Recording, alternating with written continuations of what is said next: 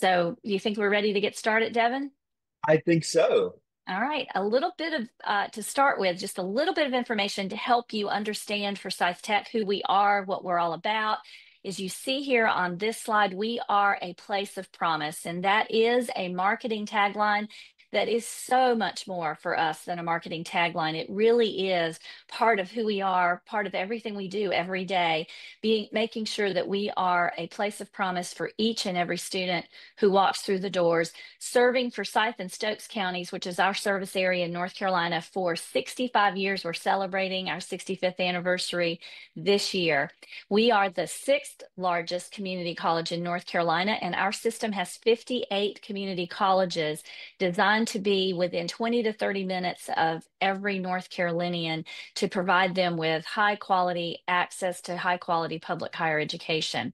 We serve about 22,000 students, and we like to talk about it in terms of loving and supporting those students to success every year. We were named a leader college in 2024 by Achieving the Dream. And those of you who were here a little earlier heard that just yesterday we received the Bellwether Award for community colleges for our College Lift program, which really is like the Heisman Trophy of community colleges. And we're just thrilled to be able to say that and share that with you guys today. From 2019 to 2024, this is my favorite statistic. We increased our completion from 19% overall to 33%. And what you don't see here is that in addition to that, no matter how we slice the pie, our completion has gone up. So we can disaggregate the data in hundreds of different ways. And when we do, we find that every student at Forsyth Tech is doing better today, and that makes us incredibly excited. And I think you'll hear today some of the reasons why we've been able to increase our completion and our other student success outcomes so dramatically in just a relatively short period of time. So, to start our journey with you today, talking about a blueprint for AI success in higher education, it's important for you also to understand, again, a little bit deeper who we are as a college. This is our vision statement that at Forsyth Tech, we are a catalyst for equitable economic mobility, empowering lives, and transforming communities.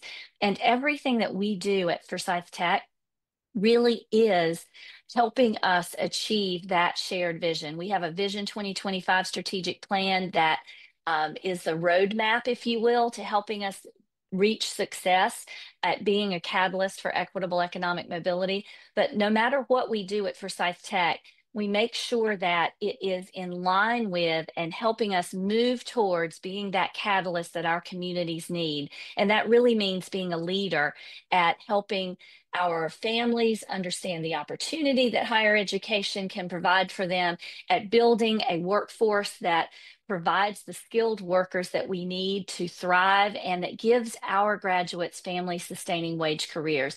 So, really, what that vision means is that we are working to end poverty in our communities because no one should have to go to bed hungry at night. And we believe that education is the powerful vehicle that can help us do this important work. So, with regards to AI and higher education, I want to share with you a little bit about what we have termed the higher education AI paradox.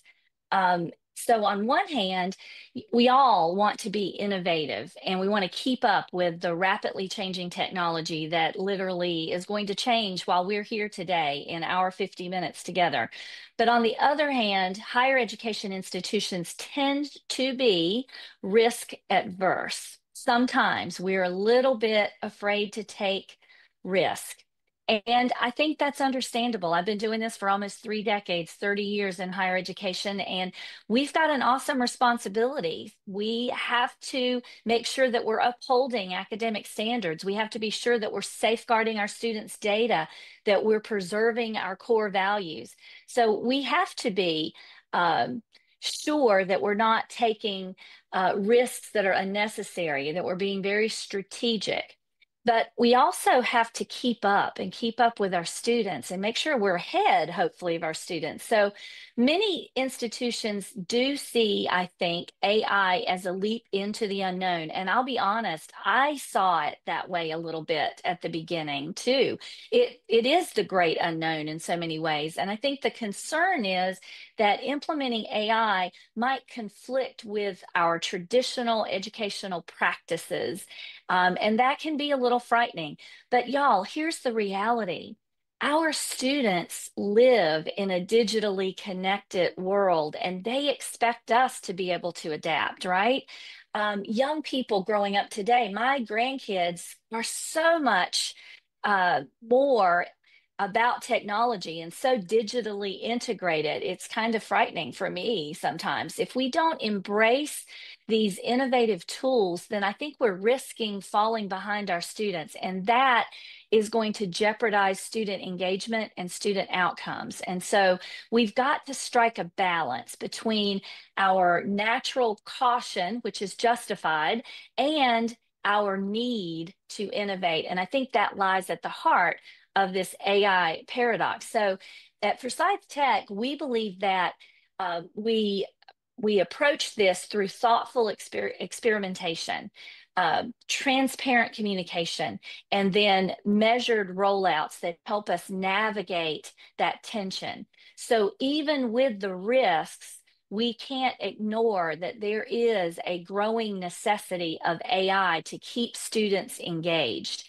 Today's learners just expect personalized experiences. And I think we can relate to that, right? So think about the way that Netflix or Spotify makes recommendations to us based on how they have come to learn what our listening habits are. Or, is anyone surprised when you log on to your social media account and an ad pops up with a sale ad for the very thing you were just scrolling on Google looking for the day before? I'm not surprised by that anymore. In fact, I think I'm often waiting to make the purchase until they send me that ad I'm looking for with the coupon or the discount, right? So our students are used to those personalized opportunities just like that, and they want similar personalization in their educational journey. And AI powered tools can help us provide that, whether it's tailored academic advising or 24/7 chatbot support or proactive opportunities for AI to engage with our students. Ultimately, AI brings us closer to our students because it creates more meaningful real-time connections.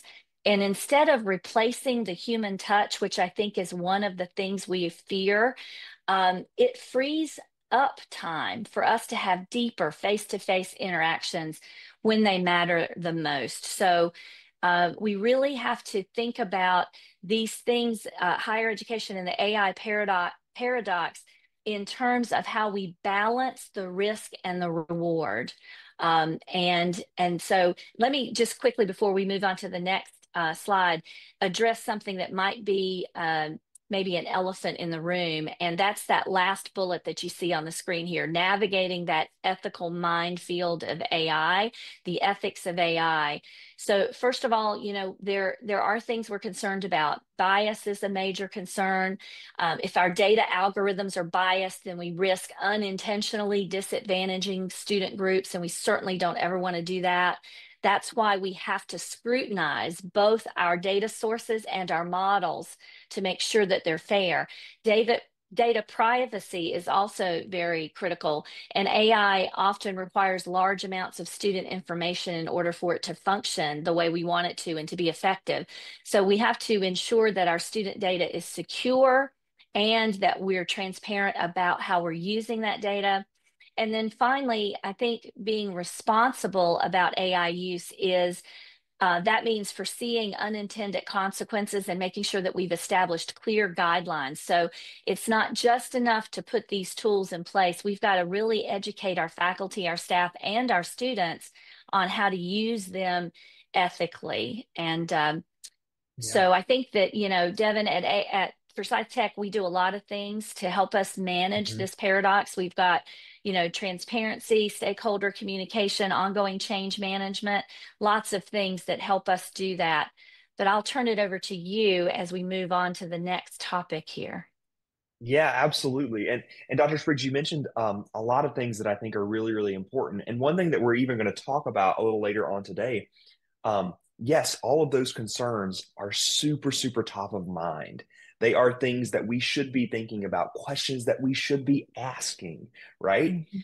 However, one way that Forsyth Tech has helped mitigate that is by establishing an AI task force. Dr. Spriggs, that was one of the first things that you Yeah, did as a leader when ChatGPT back in March 2023 yeah. became publicly available to people. That was something that you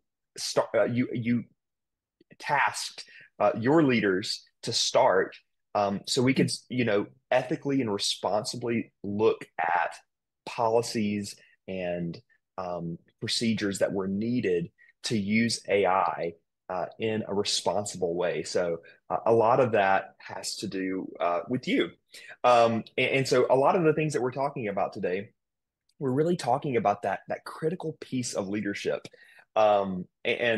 Spriggs, you would never say this about yourself, so I'm going to. This is one of the reasons that Forsyth Tech has been so successful is because we've had with AI especially, is because we've had such a thoughtful and open leader. And we're gonna be talking a little bit about those characteristics as well as some of the strategies and things like that we've implemented across our campuses here today. But first, I want to talk a little bit about the case for AI in higher education. Dr. Spriggs, you mentioned that we have a rising expectation for students' needs for personalization. Mhm. Part of the my role as the associate vice president of student experience marketing and outreach is to help ensure that our students have a great experience, right? Because if students have great experiences, then they're going to be happy quote unquote customers, right? And Mhm. happy people that use a product, right? What do? They talk about that product or they share Mhm. that product or they post on social media about it. They let their friends know. They talk to their families about it.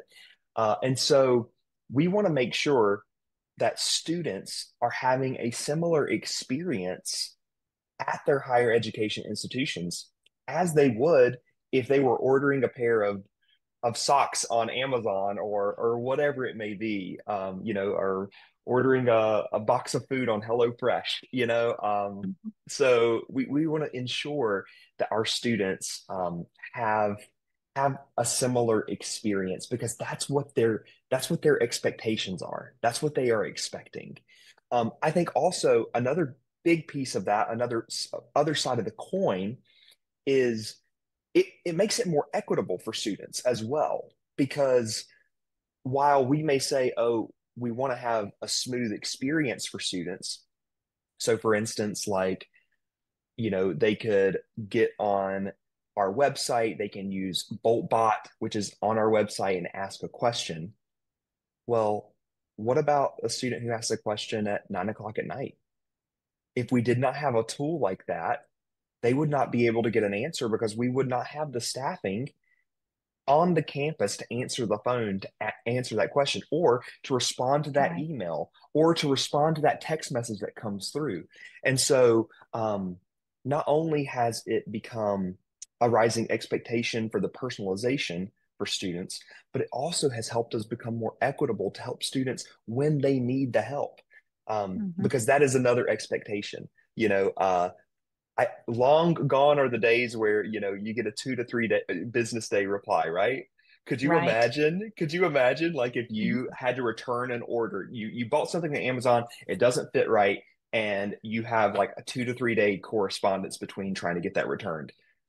It's unfathomable at this point in at this day and age.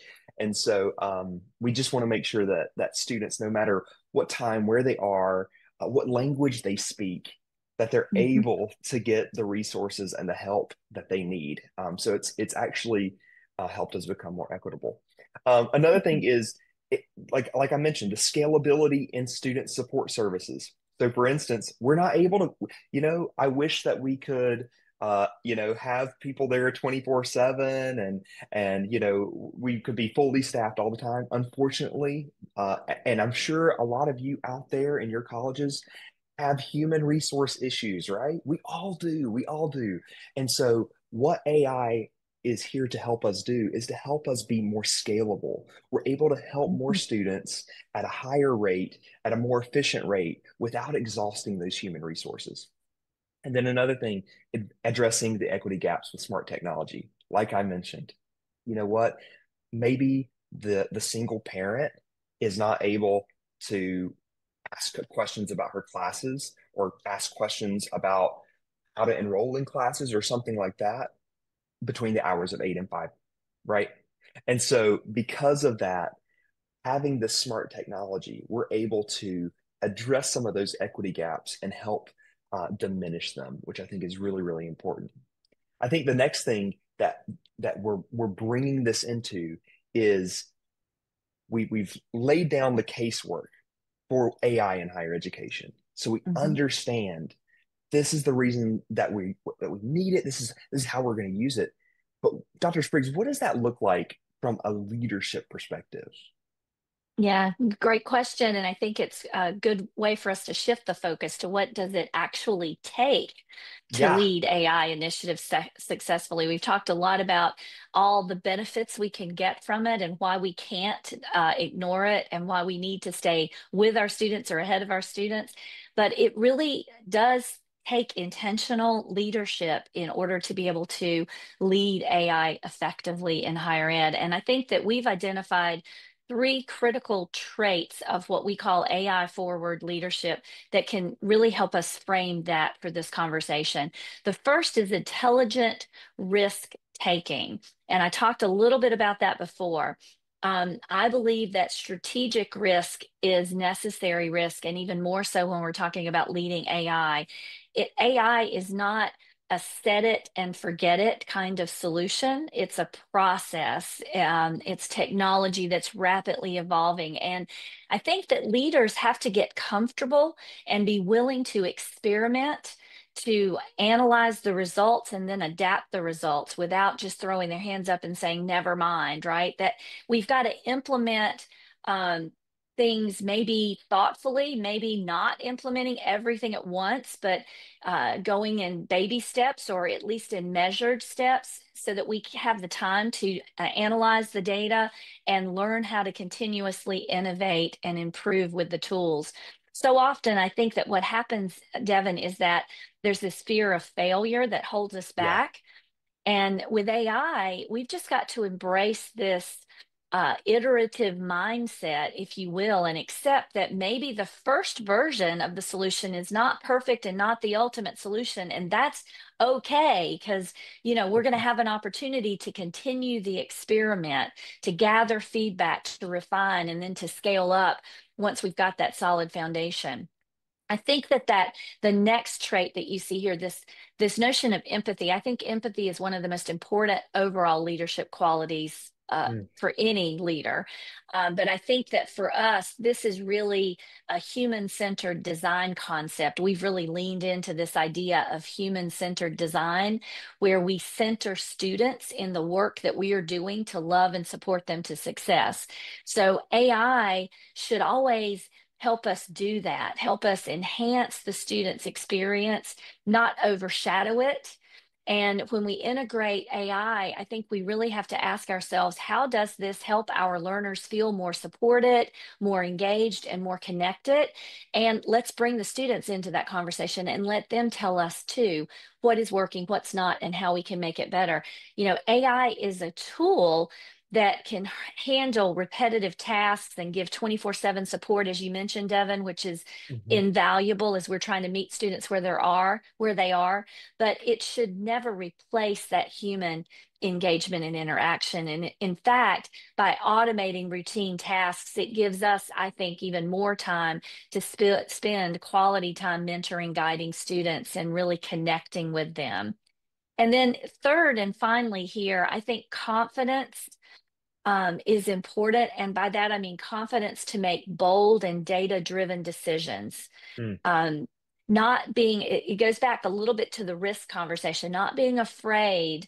Don't hesitate. Hesitation can lead to missed opportunities. And we can't afford, our students can't afford for us to miss opportunities. So, confident leaders are not afraid to make those bold moves, but good and effective leaders know that you've got to make sure those bold moves are grounded in data and they're aligned with your institutional goals. So, don't just chase every trend, right? Hmm. Recognize that AI is a long-term strategic advantage, and it can improve your student support, streamline administration, and enhance your marketing efforts. It can do so many wonderful things, and we're going to tell you a lot about those wonderful things that it's done for us.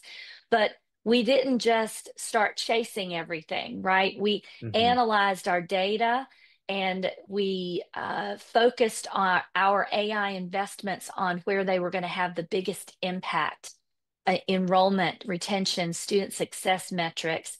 So, as we move through the rest of this presentation with you today, I want to invite all of you to think about your own campus and your institution as we're going through this. And where do you see yourselves on this scale of AI Hmm. forward leadership? Do you think you're more risk adverse? Do you feel ready to embrace AI forward leadership with that intelligent risk taking, empathy, and confidence?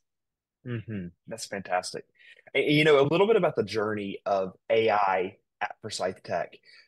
We one of the challenges that we had was improving student engagement while maintaining a personal Mhm. touch. That was something Yeah. that we knew that we needed to do. We served 22,000 students. We love and serve 22,000 students every single year, and that number is increasing significantly, and it's been increasing. Like you saw earlier, we have a 10-year enrollment high. Um, Unfortunately, that does not enrollment high does not always equate to like, oh, now we have tons of money, like let's hire a bunch of people. If anyone Yeah, understands how budgeting works, that is not the way that it works. And so right. how do we keep up with all of this volume, all of these students? And maybe that's not your story. Maybe your story is, we've not been seeing an increase in enrollment. Maybe we've seen decline, or we've seen stagnation in some of those numbers. I think the question still remains, if what am I doing? What is my institution doing to maintain a personal touch and engaging with all of those students? So that was our challenge. What did we do? How did we implement AI within our organization? We've done it several ways, but one of the main ways, and I think one of the ways that has, given the most fruit of our labor, has been our AI usage with Element 451. And so Element 451, we started working with them in 2020. We were the first community college in the state to adopt Element 451 as a customer relationship management software. What Element quickly became was much more than that. It would actually became a student engagement platform that didn't just look at the top of the funnel, that didn't just look at the applicant to enrolled kind of piece, but it moved beyond that, and it started to look at the at the life cycle more holistically. And so we implemented some of those AI pieces in that. So, for instance, one of those pieces was BoltBot, so an AI chatbot on our website. Another piece was our AI discovery tool. And so this is how we use AI search on our website, which is super, super important. It's the way students are searching for things now. And then we use it a lot of ways internally. So we have resources for students to use AI. We have an AI hub that our AI task force has developed. We are, have been piloting Microsoft Copilot, which is an AI tool. We're a Microsoft tool, and so that's been super, super helpful. So we've seen all of these different resources, and we've been able to, iteratively, as Dr. Spriggs mentioned, use them and see the success and the outcomes. And what has that outcome been? Well, we've had incredibly increased engagement. We've seen our retention numbers go up several points. And then we've seen more and more accessibility within our programs, right? And so this is something that's really, really big for us because we know that this is the metric of doing this work well, right? So we're not just having students come in the door. We're not just having students get through the enrollment process and do that. What we're seeing is students are actually staying, they're retaining, they're persisting, and they are graduating, they're completing. Because our ultimate goal, it comes down to what Dr. Spriggs mentioned as the vision of our college, is to be a catalyst for equitable economic mobility, empowering lives, and transforming communities. And so that's what we are about. That is the crux, that is the foundation of what we do. And that's the reason that we're using some of these tools. I want to talk to you now about some of the actual number metrics that we have. These are for 2024. I think it's really, really important to show this. Mallory mentioned yesterday they announced and unleashed, talking about agentic AI, which is super, super important, and it is critical that if 2023 and 2024 was more of like the generative AI spiel, then 2025 is the agentic AI. That is the main goal there. And so what we saw was with our Bolt assistants, 15,288 conversations were taken care of using our BoltBot AI. I'm going to skip to the third stat here. 80+% of the conversations were handled without human intervention. Okay. And so that means that like 82%, right? That's what we were at. Were handled without a student having to, without a human having to come in and intervene in that way, which I think is really, really important. We then saw a 30% decrease in call volume. And so that 30% decrease in call volume, it just goes to show that we had an enrollment increase and yet a call volume decrease. It goes to show that students were getting the answers that they needed uh, with the AI tools that were available to them, rather than having to call in and speak to our student care team. So, for instance, that means that, our student care team was able to actually be there for students and listen to them and help them in more equitable ways. And what does that all amount to? That amounts to 183,000 minutes. So this was 2024. So, it's even increased beyond that now. But 183,000 minutes were worked by Bolt assistants. Now, that's a really crazy large number. And last week, I was at the Achieve the Dream conference, and Achieving the Dream is an amazing conference. And I was there speaking with artists, and I gave this stat. And so we were actually in the city of Philadelphia. And I don't know if y'all heard, but a couple weeks ago, there was some like game that happened. I don't know. It's like some football game or something. And so people were really jazzed about the Eagles, and things. And so I thought it would be cool to sort of give that number in a way that would be digestible to all the Eagles fans. So if the average Super Bowl game is 3.5 hours, what this amounts to is you could watch the Eagles win the Super Bowl 871 times in a row. Wow. Isn't that crazy? Yeah. Speaking Amazing. as a Chiefs fan, I don't like that number, but Oh, okay. Well, not you could see the Chiefs win 100. 871 times. There you I, I go.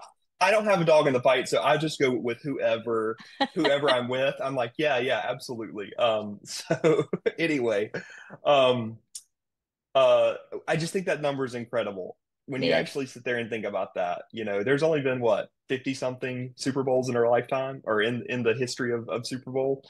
Um, and so 871 times in a row, that's an amazing, astonishing number that of work that was taken off of our plates to be able to use in other more human centered powered ways. So it's helped us augment our human connectivity. Mhm. So I'm happy to be able to talk about the real world payoff of our AI driven initiatives, with a few pertinent facts about Forsyth Tech. So first of all, you can see that Forsyth Tech's enrollment is at an 11-year high. And this really does reflect how AI enabled marketing, personalized outreach, streamlined support systems, all of those things together have helped us connect with prospective students more effectively. We've also narrowed our achievement gaps, and that is phenomenal. We've been able to leverage our data insights. We quickly can now identify students who need that extra support, whether it's academic or financial or other targeted interventions that they might need. And it has just made a tangible difference for our historically underserved groups as well. And then finally, I'm so proud of that completion number, 14 percentage point increase. That number represents more students who are graduates walking across that stage, and through AI powered advising and those early alerts, things like that have really played a big role here, helping us make sure that students stay on track and they don't just come to Forsyth Tech, they graduate from Forsyth Tech with a family sustaining wage career. So overall, these outcomes are really what it's all about, the way that we're impacting through intentional, proactive, and relational approaches, impacting our student success in pretty dramatic ways. That's amazing. I want to talk a little bit about our student care team and how that has developed. I think that's been really, really critical for the success of our institution.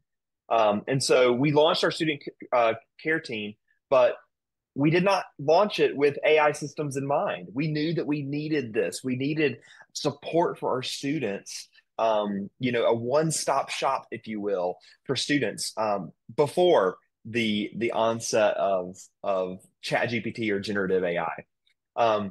We then saw that there was an incredible, opportunity for us to integrate our student care team with our AI systems. And so we integrated our student care team with our AI chatbot. And so, they are in there monitoring the chats. And if a student actually needs to ask a question to a student, they're able to go in and help them with that. This gives our students a personalized support delivery and something that we're really focused on at Forsyth Tech in every single capacity is having continuous improvement and making sure that we are constantly looking at ourselves and saying, what can we do better? How can we evolve this? How can we optimize this journey for our students so our students can continue to have a great experience and an even better one? And so the student care team does that personalized support by leveraging AI insights. This helps us maintain that human touch, which is so important. I mentioned earlier that 183,000 minutes were quote unquote taken off the plate of our student care reps. And so I'm sure you're thinking, oh, well, they're just sitting there watching the Super Bowl, right? Is that what they're doing? No, they are not. They are actually able to be more present with students. And it reminds me of one of our amazing student care representatives whose name is Ethan. This is Ethan. Ethan is a student care representative. He started about a year ago, and he has an incredible story. And let me just say, for this one story, there are hundreds of others, just so you know, around our campus with our student care representatives, with our advisors, with our faculty and staff. So this is just the tip of the iceberg, I promise you. Ethan was at our front desk at our Welcome Center and our Strickland Center. And so he saw a student walk in and she was visibly upset. Um, and he just noticed something was off, right? And so he she walked in, she walked around, she wasn't really coming to the front desk. And so he reached out. He walked over to her. She sat down. He walked over to her and he asked her, "Hey, is there something that's wrong? Like, is there something that you need? How can I help you?" And she looked up at him and she asked about a couple of the resources. Hey, where's our cares office? Where is that at? I need to go and see them. Well, then Ethan dug in a little bit more and was like, "Oh, well, like what do you need? Like, how can we help you? Is there anything else that we can do for you? Like, I just want you to know that we're here for you." She proceeds to tell Ethan that the night before her apartment had caught fire and she and her mom had lost everything that they owned. Mm. And so Ethan was able, because he was able to be present, he wasn't on the phone, he wasn't, blasting off emails here and there. He was able to actually be with our students. He was able to see what her needs were, assess those needs, and then help her get those resources. She was able to go to our Forsyth Tech Cares office. She was able to get food and supplies and anything from toiletries to notebook paper, um, emergency assistance, and then help with her classes to know, hey, you don't have to end your semester just because you lost your living situation here. Forsyth Tech is here to help you no matter what. And so I think it's just a really powerful story about how AI has helped our institution be even more human centered and more human focused.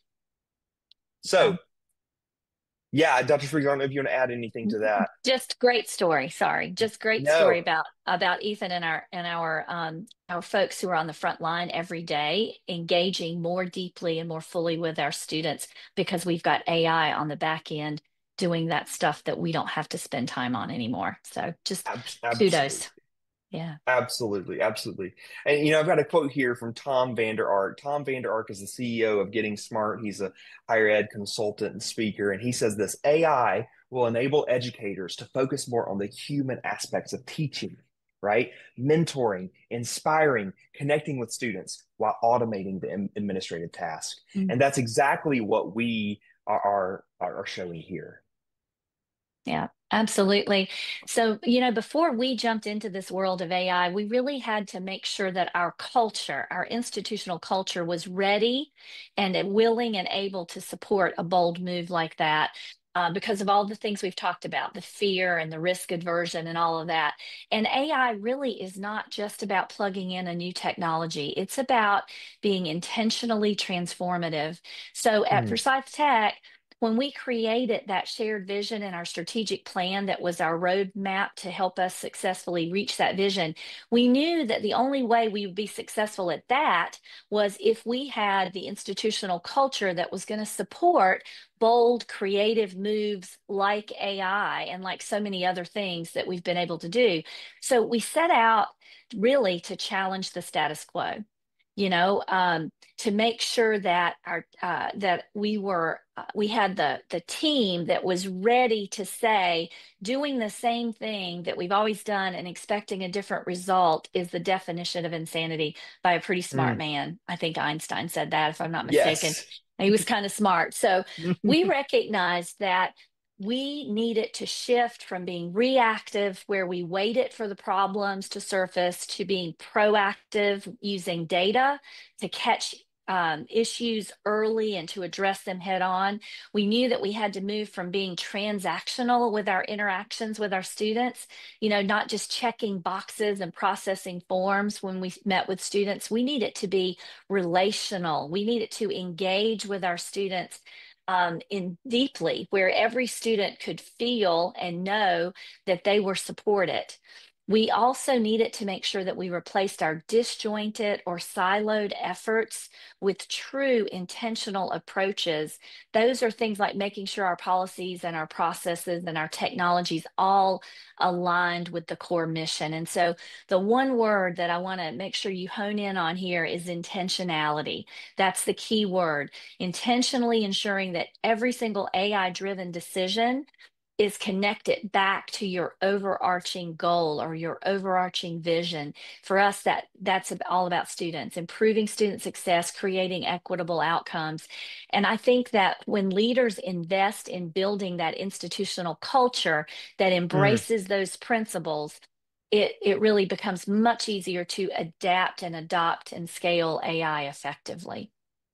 I love that. Absolutely. So, something that we want to give you today are a couple of strategies for overcoming some of the AI hesitancy. So, some of the things that we've done, we've used our AI task force to help us with this. And I hope that this will be very informative and helpful for you. So, and the first thing is transparency and stakeholder communication. We talked about being human-centered design, use like helping students, letting students inform us on the processes that we need to make, including them as stakeholders in those decision-making things. I think that's been critical for Forsyth Tech. So openly discussing AI implementation, plans, benefits, and potential challenges with all of our stakeholders. This has not been something where if we don't mention AI, then maybe students won't use it. No, we definitely know that that's not the Mhm. case. And so we have to be transparent and have stakeholder communications. And then we want to ensure that people understand some of the issues. We're also not on the other end, pie in the sky, that AI can do everything and that it's perfect and nothing is wrong with it. We want to be honest about some of the ethical implementation concerns that we have. So, like, are these models being evaluated for fairness? And we want to make sure that they don't disadvantage student groups. Once again, data privacy concerns and security. This has to be at the forefront of your institution. And so students need to trust that their information is being handled ethically and securely. And then, last but not least, change management and AI literacy training. I think training is absolutely critical. Faculty and staff and students need to know how to understand AI and how it works and how to use it effectively. That's what they need. They need to be trained to do that. So you have to invest in some of that professional development. You AI literacy programs. We want to make sure that people are responsibly and effectively adopting AI tools. Our every semester, sorry, no, every start of the year we have something called convocation. And last year, Dr. Spriggs said we're going to do it all on AI. We're going to talk about AI, and we literally started the convocation with all of our faculty and staff, giving AI one-on-one. What is it? Just from the bare bones, what is the history of it? How does it work? What's a large language model? What are all these things? And so we were able to really create a foundational layer of learning and training for our faculty and staff. And so AI success depends on building trust and educating people, not just implementing technology. So what's next? What's next for AI? I think that there's a lot of upward mobility, and people ask me all the time, what do you think is something that's coming? And I think that it's AI is going to really help us increase in the future the way that students learn and the learning experiences that students have. Um, Having a personalized education, adaptive learning, immersive environments. Um, you know, think about new tools that use AI that can help identify students' needs in real time, allowing students to be supported, in a tailored fashion without them falling behind. I think that's incredible. I think there's a lot of great role of AI in student success beyond just engagement. It's not just about communication. I think it's going to be able to enhance career planning and mental health support and lifelong learning initiatives. You know, AI powered career coaches. I would love to see them help students explore pathways and skills and job opportunities, or AI mental Mhm. health tools that provide early intervention strategies for our at-risk students. And then I think, other things that we need to be concerned with are the ethical considerations and the governance that we have in AI adoption. So, making sure that we are being transparent, that we are being fair, and that we are holding ourselves accountable in using AI ethically and responsibly. Um, so I think those are some really, really important pieces. Um, so what can you do in your institution if you're sitting here asking yourself, hey, you know, we don't have an AI task force. We haven't started this process. Where do we start? We're at ground zero here. What do we do? I think here's a roadmap for something that you can do at your institution. Number one, identify some institutional pain points that artificial intelligence can address. And I think that could be anything from administrative task and operations to things that we talked about earlier with educating and helping in the classroom, marketing, communication, personalized support, student success services, those things. Identify a pain point that you think AI can address. I think your next step, number two, is to engage faculty, staff, and most importantly, your students in that discussion. It has to be a team effort. Faculty and staff and students need to have a voice in this process. Um, and so, whatever that may look like for your institution, whether that's focus groups or surveys or a task force, building that together that has a litany of voices, that is something that you need to do, and you need to have that communication be very, very clear, so it prevents resistance. And then I think the third, final, and probably I think the most salient point is don't be afraid to start small. Scale smartly, right? Pilot projects first. I think a lot of times in higher education, we let perfect be the enemy of great or good. Mhm. And so that is something that, don't be afraid to start small. Don't be afraid to test something. And then once you see how that works, then grow from there. Um, I want to give a couple of my favorite leadership quotes, and then I want to tie those together into something. And, if Dr. Spriggs, she has probably 30,000 times better leadership quotes than I have. But these are some of my Mhm. favorites. And so I want to read these to you really quickly. And they're classic. Culture eats strategy for breakfast. Peter Drucker, right? It's classic. Culture eats strategy for breakfast. Trust is the lubrication that makes it possible for organizations to work. Warren Bennis. Trust. So culture, trust, and then finally we got Steve Jobs. He said this: innovation distinguishes between a leader and a follower. So we have culture, trust, and innovation. So I asked AI to put these three ideas together and come up with something. So I'm not going to say this is Devin Purgason's quote because it's not. It's not my quote. This is just a collection of ideas. This is a Devin Purgason prompt. I guess you can say that. The institutions that thrive won't be the ones with the flashiest tools, but the ones that cultivate a culture ready for change, build Mhm. trust in AI's role, and embrace innovation as a mindset, not just a technology. And so I think that is what Dr. Spriggs and I have been trying to talk about this entire presentation is it's not just about the tools, it's not just about the Mhm. technology. It really is about the culture of your institution and the mindset that you have. Um, and so this is just an important capstone to what we've been talking about. Dr. Spriggs, I'll head it over to you for this Yeah. one of these I last oh, pieces. I just love that so much. Mallory said preach in the chat, and that's exactly right, Devin. Preach. That's amazing. So I love that. I think that's the perfect way to wrap up. I will say that as we wrap up, I'll just emphasize this one point.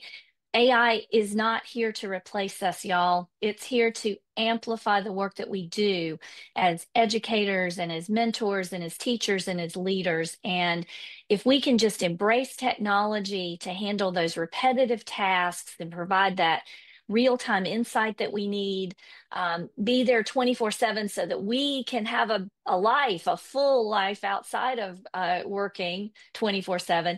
That's what it's all about, and that's what we really need to do.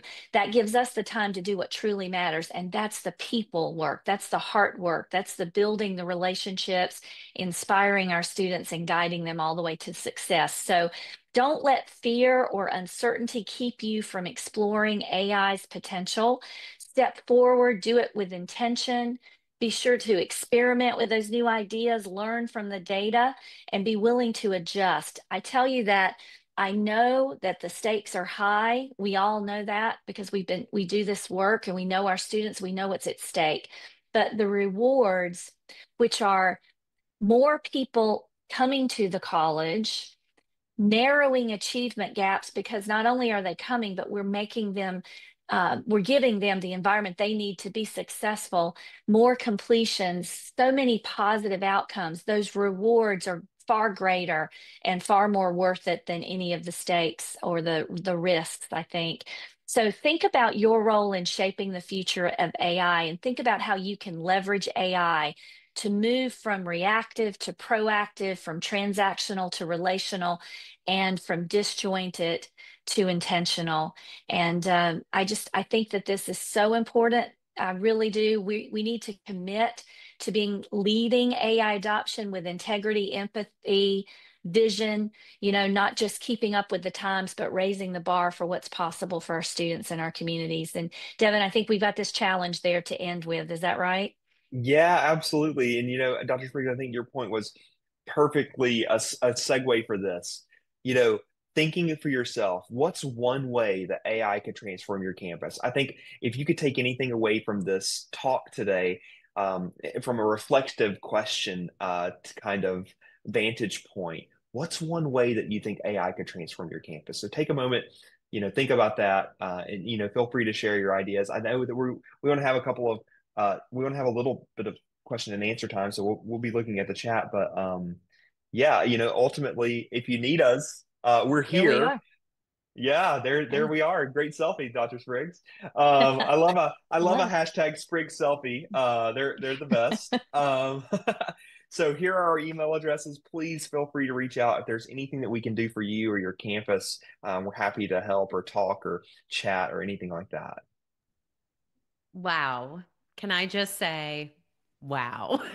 That was awesome. I'm going to echo what Lindsay Pace just said in the chat room. It is so refreshing to hear leaders talk about AI transformation in this way. It's so student centric. It's so grounded in that experience and making it the best it can be. And the two of you, I mean, the passion is there. It's so, you just hear it in your voices. I mean, this was just such a terrific way to kickstart day two of this summit. I am so grateful, Dr. Spriggs and Devin, that you were able to join us. And on top of that, not only delivering an incredible keynote, but keeping up with the chat room at the same time. Did anyone else catch that? I think we were able to answer pretty much every single question that came through. So that's fantastic. And just in time, because we are all going to head into the second session today. Master Notebook LM, your AI research ally.